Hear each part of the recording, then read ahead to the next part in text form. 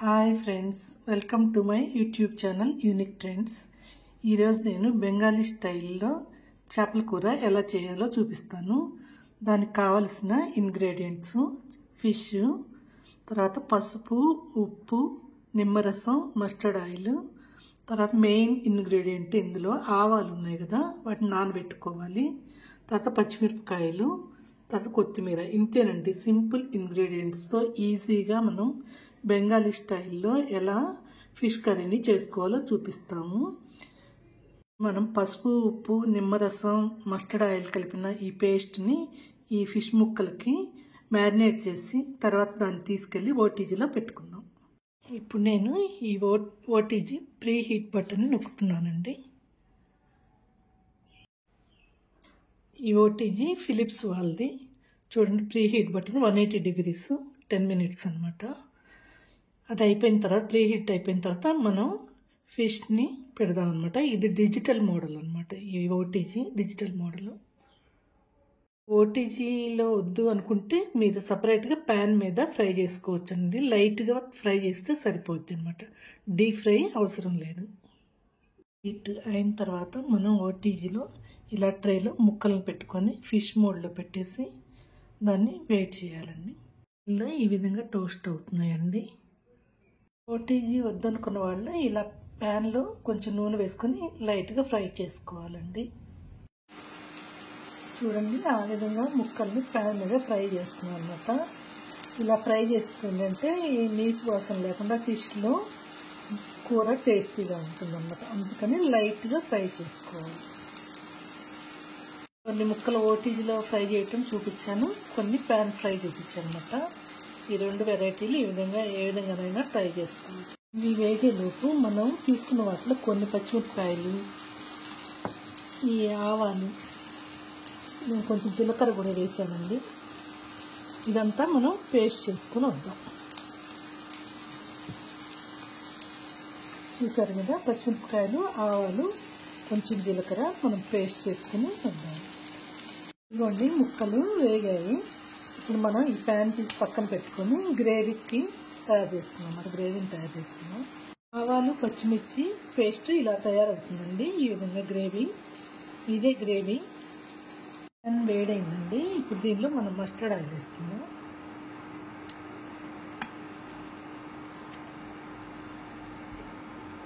Mustard oil వేడైన తర్వాత మనం ఈ గ్రేవీని తీసుకోవాలి. ఇందులో స్లిట్ చేసిన పచ్చిమిరపకాయలు వేసుకోవాలి. నేను ఎక్కువ వేసాను అనమాట, ఎందుకంటే ఎక్కువ కారం తింటాం. మీరు తక్కువ తింటే కొంచెం వేసుకోండి. కానీ గ్రేవీలో ఉడికిన పచ్చిమిరపకాయలు చాలా టేస్టీ ఉంటాయండి.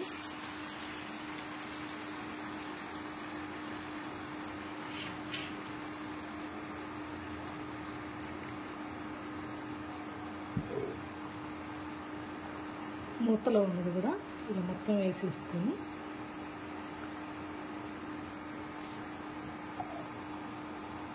ఈ గ్రేవీని బాగా ఏగనివ్వాలండి నూనెలో. చూసారా, ఇలా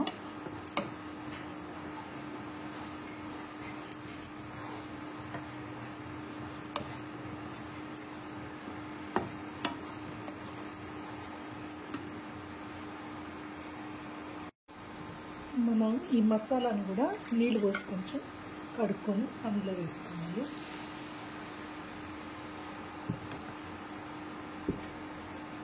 ఇప్పుడు బాగా కలుపుకోవాలన్నమాట.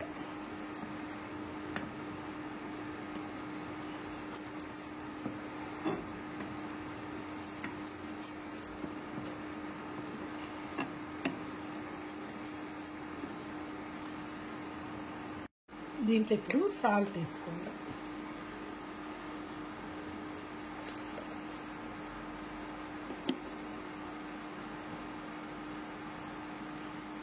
వేసి బాగా కలపాలి.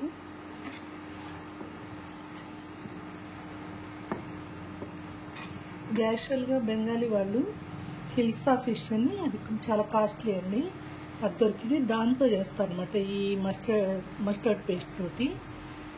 కానీ దాంట్లో చాలా ముళ్ళు ఉంటాయి, ఎప్పుడు దొరకవు, సీజనల్లీ దొరుకుతాయి అన్నమాట. నేను దాన్ని మన ఫిష్ తోటి ట్రై చేశాను అనమాట. టేస్ట్ బాగుంది, ముళ్ళు కూడా తక్కువగా ఉన్నాయి. కాబట్టి మీరు కూడా ట్రై చేసి చూడండి. బాగుంటే కామెంట్స్లో నాకు తెలియజేయండి. గ్రేవీలో మనం ఇప్పుడు నీళ్ళు పోస్తున్నామండి. పల్చగా నీళ్ళు పోసుకొని కలుపుకోవాలి.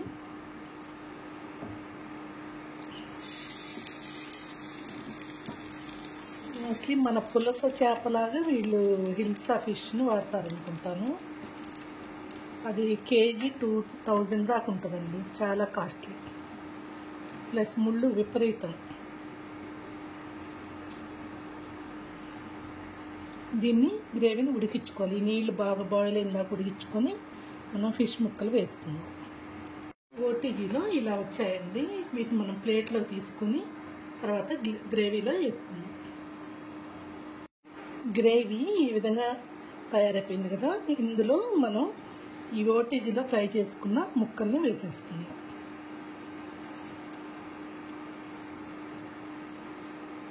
ఇలా వేసేసుకొని కొంతసేపు ఉడికించుకోవాలండి. ఇందాక ప్యాన్ ఫ్రై చేశాను కదా, ఆ ముక్కల్ని నేను ఆంధ్ర స్టైల్లో ఫిష్ పులుసు ఎలా చేస్తారో దానికి వాడతానండి. మీకు ఊరికి తెలియజేయడానికి అలా ఫ్రై చేసి చూపించాను. నాన్ వెజ్ ఐటెంకి ఎక్కువ వ్యూస్ వస్తున్నాయండి, అందుకని ఎక్కువ నాన్ వెజ్ చేస్తున్నాను. వెజిటేరియన్ కూడా ఇంకా ట్రై చేస్తాను అన్నమాట. రెగ్యులర్గా ఏదో ఒక వెరైటీ చేయడానికి ట్రై చేస్తాను. కొత్తిమీర వేసుకోవాలి, దాన్ని కూడా ఉడికించుకోవాలన్నమాట. ఈ గ్రేవీ లిక్విడ్గానే ఉంటుందండి. అన్నంలో వేసుకొని తింటే బాగుంటుంది. బాయిల్డ్ రైస్ వండుకోవచ్చు దీంతోపాటు. దానిలో ఈ కాంబినేషన్ టేస్టీగా ఉంటుంది. మస్టర్డ్ ఆయిల్ స్మెల్ అంటారు కానీ కొన్ని కూరలు మస్టర్డ్ ఆయిలే చాలా బాగుంటుందండి. ఈ గ్రేవీకి మస్టర్డ్ ఆయిల్ చాలా టేస్టీగా ఉంటుంది. మేము ఎక్కువ వెస్ట్ బెంగాల్లోనే ఉన్నాం కాబట్టి మాకు అలవాటు అయిపోయింది. మీరు ట్రై చేయండి, బాగుంటే మళ్ళీ రిపీటెడ్గా చేసుకోవచ్చు. చూసారా గ్రేవీ ఎలా తయారైపోయిందో. వీళ్ళు బెంగాలీ వాళ్ళు ఎక్కువ మస్టర్డ్ పేస్ట్ వాడతారండి. దాంతో బాగా స్కిన్ గ్లోయిగా బ్యూటిఫుల్గా ఉంటారన్నమాట. మస్టర్డ్ ఆయిల్, మస్టర్డ్ పేస్ట్ ఇవన్నీ ఎక్కువ వాడుతుంటారు. ఫిష్ ఎక్కువ తింటారన్నమాట. అందుకని మీరు కూడా ట్రై చేసి చూడండి. మన స్టైల్లో నేను కొంచెం దీనిలో కరివేపాకు లాస్ట్లో వేసి టాస్ చేస్తున్నానండి.